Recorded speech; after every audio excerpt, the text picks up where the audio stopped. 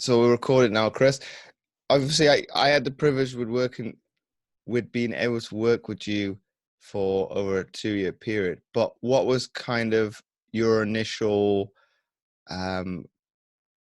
where you were at, both physically, nutritionally, and mentally, before you started working with me? Okay, well, back in 2016, it was August that I first approached you, but we couldn't start a training plan up until September. I think it was around about 25th, I think, because I'd been away for that time and my kids were starting school. But I got to a point in my life where I was about 37, 38 years old. Looked in the mirror and I thought, the years of drinking beer, living life in what I called fun back then was progressing in such a way that it was gathering on my waist, on my chin, on my chest, and was wearing me down.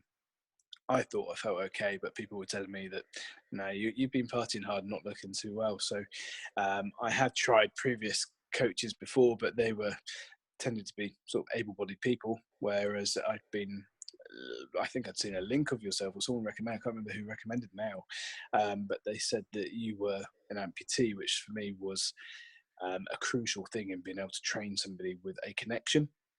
Because as with all these sort of programs, there is always somebody who says, right, do your one-legged squat, now use the other leg, and cannot understand how to adapt such a routine to make it accompany what's needed with their disability. And when that happened, I had a previous trainer who was a nice guy, but he just didn't get my disability. And so that made me feel that I was internally failing at completing my training, and actually made me feel really little and then low. So it was really refreshing to be able to meet you and discuss with you um, expectations, but also not to be afraid that if some days I couldn't do it because my disability, you're not one of those guys that stand there with a whip saying, you must do this, you must do this. It was more, you're there for me, you understood.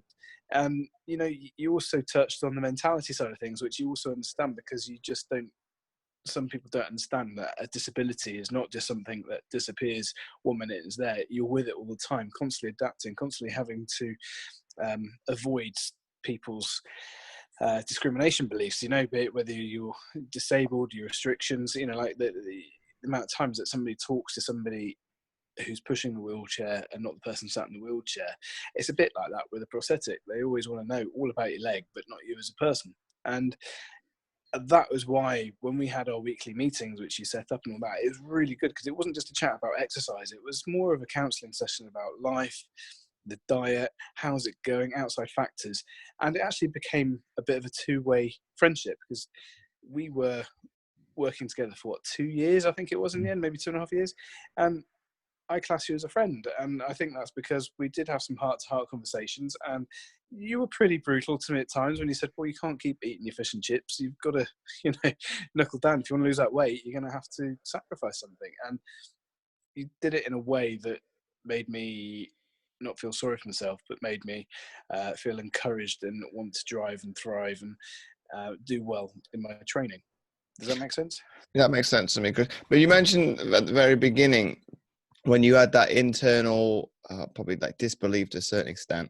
Do you think your confidence was knocked both by what other people were telling you, but also obviously when you went to go see somebody from the fitness profession and you not being able to do it, you were then knocking your confidence, and obviously kind of, and a little bit like I can't speak, in terms of probably knocking yourself and being too hard on yourself because he or she wasn't thinking outside the box to accommodate for your disability. Yeah. It did knock my confidence. I struggle.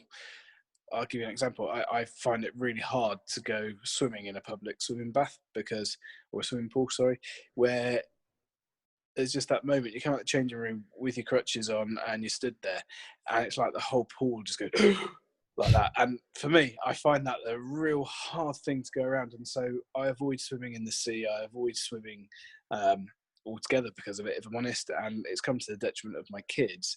And it was getting a bit that way with the weight training, because I just thought, you know, when they first saw us. Some people, don't get me wrong, they're not all like it, but it is far easier to liaise with someone like yourself who has a very similar disability or a disability. It doesn't just have to be that. It's a perception of that, just because someone's disabled doesn't mean they've got something wrong with them. They're still a whole person. And I compare it sometimes to racial discrimination in a way. I guess, I can't say that's what it must be like, but I'm pretty sure it's pretty similar in the way that you're treated. No, you can't do this. No, you can't do that. And it's just a difference of words of it's because of your disability or because of your race, if you like. But from a mental point of view, it did hit hard because I'm one of these people that really like to achieve things all the time. And if I'm not, then the dark cloud depression is knocking on the door.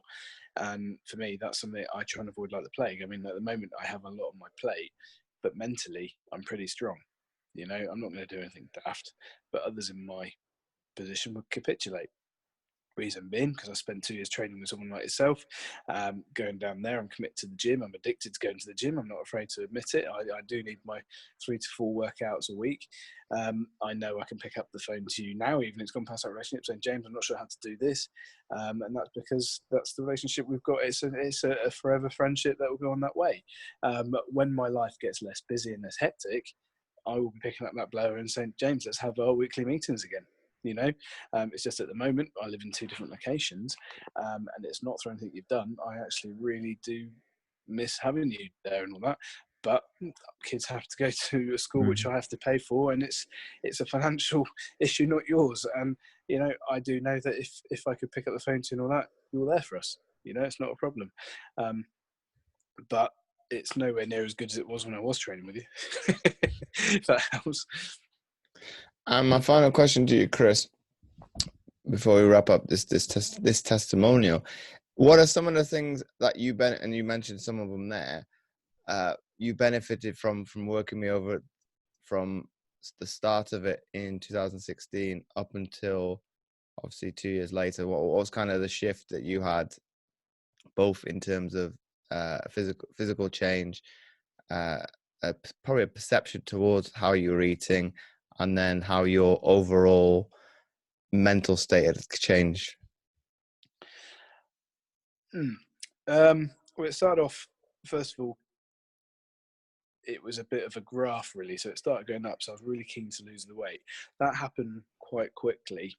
And then it was understanding the foods and monitoring the foods that you ate, and actually coming across some difficulties like going out for a meal and thinking, what am I actually going to eat? So, for instance, I don't drink, and then going to a restaurant. And so if you don't drink, the only thing you can drink is normally Coca-Cola, lemonade, and you feel a bit unsociable having water, whatever. And it's realizing, thinking, great, so I'm going to try and get healthy, but society won't let you get healthy. You've done all this work all week, and yet you go out, stuff your face with all what is a lovely meal, which you have no idea what's in it.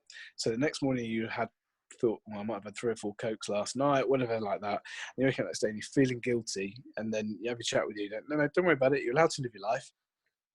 And then you start thinking, okay, well, I've got to go to the gym, burn off what I've done. And then you start adapting your life. Probably after about 9 months to 12 months, you start adapting, thinking, okay, well, it's not avoiding your friendships, but you've got to start thinking, well, I don't want to eat food like that. You've got to really sort of avoid those sort of restaurants. You want to really start getting into a routine of what makes you feel good, not makes you feel bad. So that time, for instance, I remember waking up that morning, taking my son to a tennis session that day, and the headache I had was like someone was sticking a pickaxe through my head. And I haven't drunk Coke since, because I know that's how what did it. But from a mental point of view, the guilt trip that you have when you have like a sneaky chocolate bar or something like that, it's a life lesson, because you actually do start actually thinking, that chocolate bar will take 10 minutes to row off. What's the advantage in that? What's the nutritional benefit in that? So my whole perception of around food and liquids about what you're drinking has changed. So before I eat something, I always think, is that going to cause any more harm? Is that going to make me ill? Potentially, if I eat too much of that, is it going to cause serious illness? It's a well-known fact that sugar is not the best of foods for you. So why eat it? If it's going to cause cancer, or if it's going to do all that, so the one-to-one sessions I had have really made me look at my life in a whole 360-degree angle. Whereas I used to think, all right, let's go for a nice meal and all that. I'm now looking for mindfulness, for instance. So for me, a decent holiday, my kids love going to Florida. They absolutely love it. So we do that. But going to somewhere like it's my 40th this year. I can't wait to go to California. We're going to go to Yosemite, which is a big national park. But for me, just being able to sit at the bottom of those waterfalls and just breathe and be, without the phone ringing, without clients sort of saying to me, I've got this problem, like just living that moment, I cannot wait. And for me, that's my headspace. Going to the gym, listening to whoever I'm sort of listening to on a podcast, whatever, on that basis, but trying to achieve mental clarity, getting my recovery right. So, you start living in a very much a timetabled life. And I mean that in respect of all of it, from nutrition to exercise to working hours. I just try and get balanced and make sure that I get enough sleep and feel good, because if I don't, I can now after sort of 2 years, I can probably pinpoint the foods that aren't doing it. And if I do feel bad, there are days where I have to invest a bit more energy in myself to get myself down that gym. And it is hard to maintain it, but it's very, very addictive, because you do know that going to the gym, talking to someone like yourself, getting yourself in a positive mindset, all that sort of stuff causes pleasure. And it's only the habits, by eating the chocolates, eating the crisps, eating the bad food, that you have to break. But it's so hard to break that breaking them causes the fear of incurring pain. So it's not until you've done it and gone through that little bit of brief pain. Anybody who says that it's easy, well, it can be, but it's not pain-free, because you've actually got to go through a little bit of a pain barrier to get what you want. And everybody knows that if what do they say, no gain no pain, or no pain no gain, that was the saying. And there is an element of that true, but you don't have to go and get steroids to make yourself feel better. And for me, it's not about so much what you look like, even though I had great weight loss. It's about how you feel in your head, in your muscles. I mean, going down the gym, having a good session, getting the aching muscles a few days later, great feeling. But how does it make you feel up here? And for me, there's so much more to that. And you did provide the mental clarity about that. And my wife would probably support me on this, but I'm a bit of a nightmare in respect of life coaching, that sort of stuff. I love reading about psychology, and probably forever chasing my tail, looking for that end of the rainbow to say, right, what's the secret to life? Why am I here? What is going to make me feel brilliant? As I'm probably sure you are. But the more you do this, the more balance you get in your life, the easier every day becomes. And then if you can just be and enjoy the moment, I think there's a lot to be said about that. And if that means having an instructor like yourself for 2 years, worth every penny. So once again, Chris, thanks for sharing your journey and obviously sharing your testimonial. It's really much appreciated.